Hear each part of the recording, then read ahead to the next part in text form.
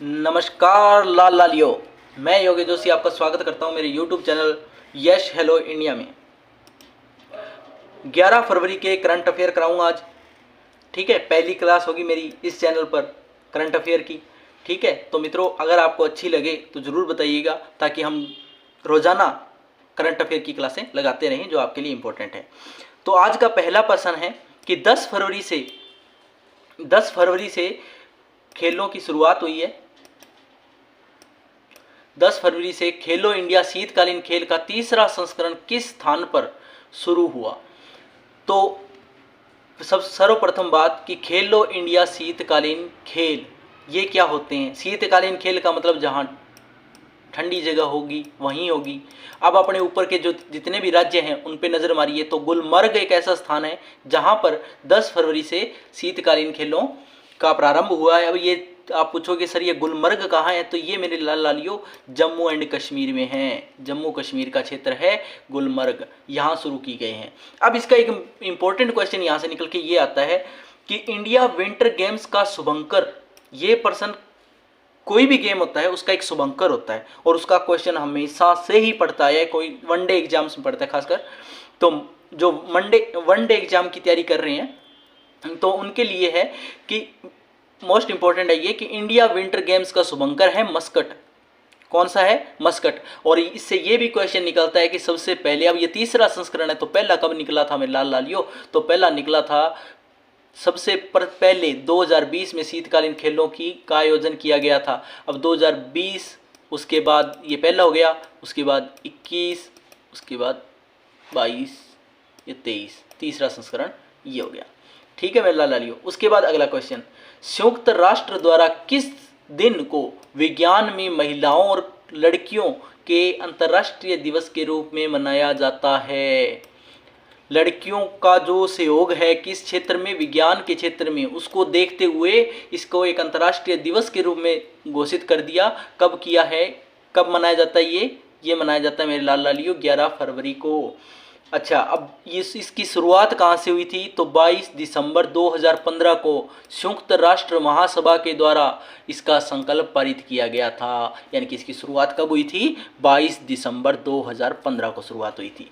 अब बात करते हैं तीसरे क्वेश्चन पर कि केंद्रीय बजट 2023-24 में कारीगरों और शिल्पकारों के लिए किस नई योजना की घोषणा की गई? कारीगर और शिल्पकार, ठीक है, उनके लिए। और केंद्रीय बजट कुछ 10 दिनों पहले आया है तो इसमें किस नई योजना की शुरुआत की गई है? तो यहाँ देखिए मेरे लाल लालियो, पीएम विकास योजना। याद रखना, विकास कौन करता है? कारीगर।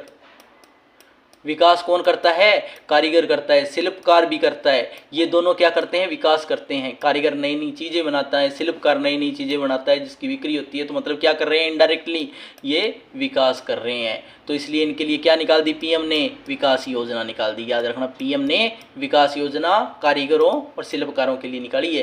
के से विकास के अंदर के आता है तो के से कारीगर और ऐसा आता तो शिल्पकार। ठीक है मेरे लाल लालियो। अब आगे देखिए चौथा क्वेश्चन, 9 फरवरी को मिशन अंत्योदय सर्वेक्षण 2022-23 का उद्घाटन किसने किया था? तो ये किया था गिरिराज सिंह ने। किसने किया था मेरे लाल लालियो? गिरिराज सिंह ने। ये चौथा क्वेश्चन हो गया। उसके बाद बात करते हैं पांचवें क्वेश्चन की।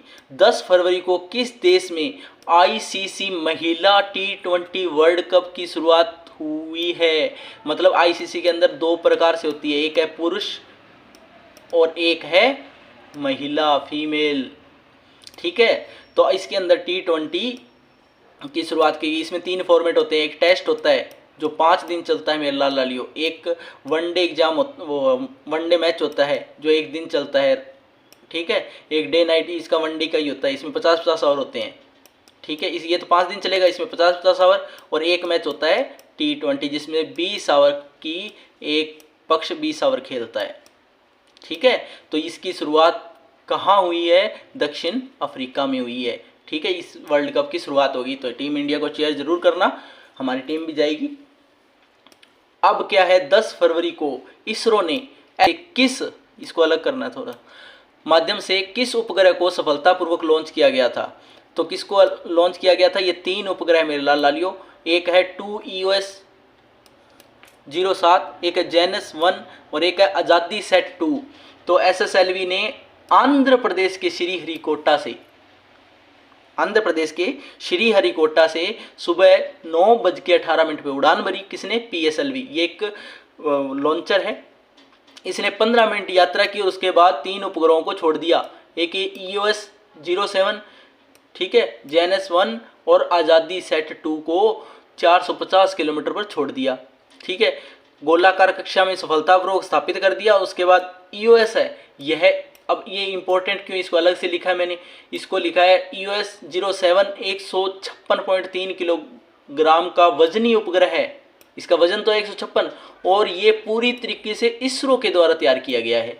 तो ये क्वेश्चन भी इम्पोर्टेंट हो जाता है इस माध्यम से कि इसरो के द्वारा पूर्णतः तैयार किया गया उपग्रह कौन सा है, तो वो है EOS-07। ठीक है, 10 फरवरी को Uttar Pradesh global invent summit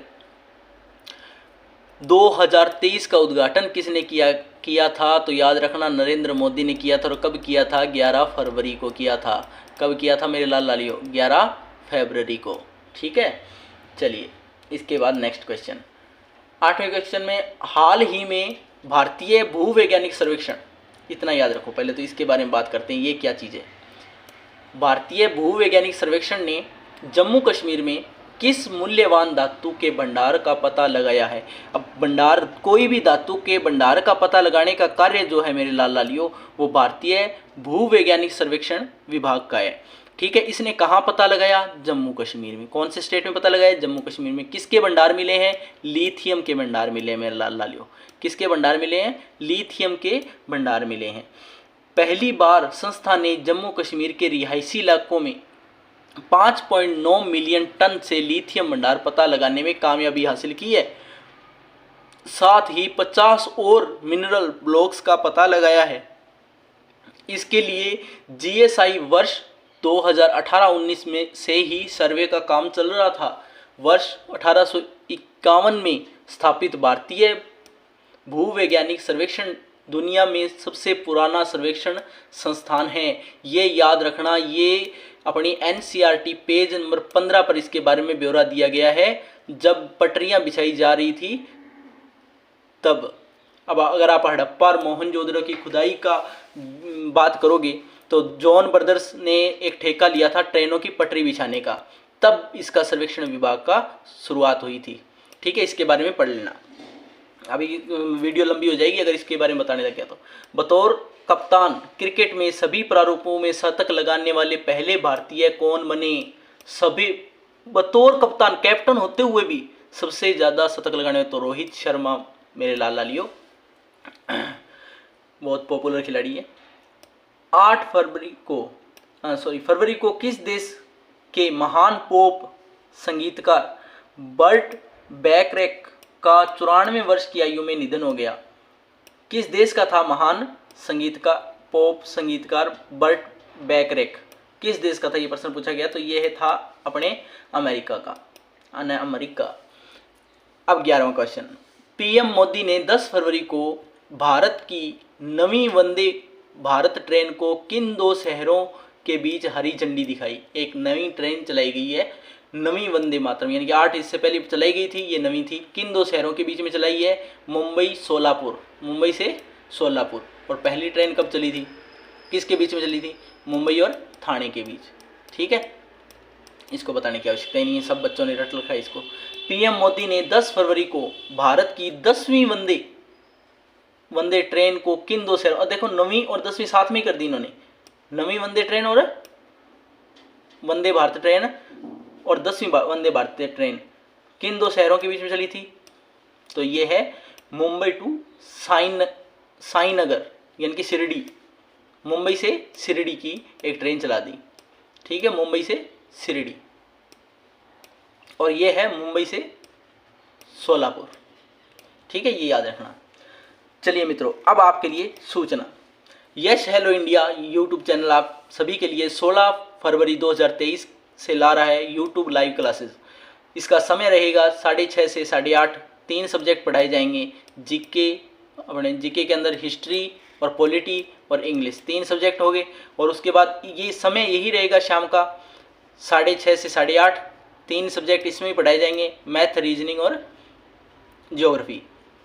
अब जितना दिन में पढ़ाया गया है उसको रात को हम टेस्ट भी ले लेंगे 10:30 बजे से 10 बजे से 10:30 बजे तक यूट्यूब पर ऑनलाइन टेस्ट लिया जाएगा। ठीक है, जितना आपको पढ़ाया जाएगा उसको पीडीएफ के माध्यम से आप हमारे टेलीग्राम चैनल से आप प्राप्त कर सकते हो। ठीक है, इसका लिंक जो है वो आपको डिस्क्रिप्शन में मिल जाएगा। टीचर्स रहेंगे योगेश सर, अभिषेक सर और पीयूष सर। अगर वीडियो अच्छी लगी तो लाइक ज़रूर करना, और अगर आप हमारे चैनल पर नए हो तो सब्सक्राइब करना मत भूलना। सब्सक्राइब और उसके साथ बेल आइकन ज़रूर प्रेस करना। ठीक है, और हर उस बच्चे तक पहुंचाना जो घर पे रह के स्टडी कर रहा है या किसी कारणवश या ड्यूटी ज्वाइन कर रखी है, किसी भी कारण से वो दिन में टाइम नहीं दे पाता या कोई मतलब बैच परचेज नहीं कर पा रहा, तो उसको ज़रूर और कमेंट करके बताइएगा आपको ये क्लास कैसी लगी, क्योंकि ये मेरी इस यूट्यूब चैनल पर मेरी पहली करंट की जीके की क्लास थी। ठीक है, आप सभी का बहुत बहुत धन्यवाद। कल फिर मिलते हैं इसी समय।